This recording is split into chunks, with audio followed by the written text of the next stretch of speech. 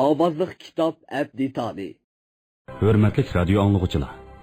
Hazır Amerikalik məşhur yazğıcı Elis Whartonның Şinjan Xalq Nəşriyyatı tərəfindən nəşr qılınğan G'ubarsiz yillar nomli romanını anlatımız.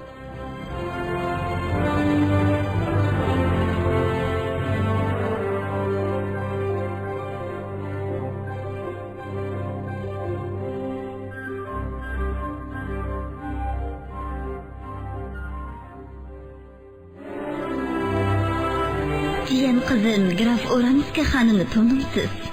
Bu yerdan ketganingizga nihoyat uzoq bo'ldi. Hammamizning o'zimiz arzu qilgan oddiy fuqarolarimiz bor. Hozir gap qilsa bo'lmaydigan bosqichlardan o'tib ketdik. Ularning bir-birini tushunishiga vaqt berishimiz kerak-ku. Nemishqa bundoq o'zgartirish kerak-ku? Mening anglashimcha ajrashmoqchi bo'layapti.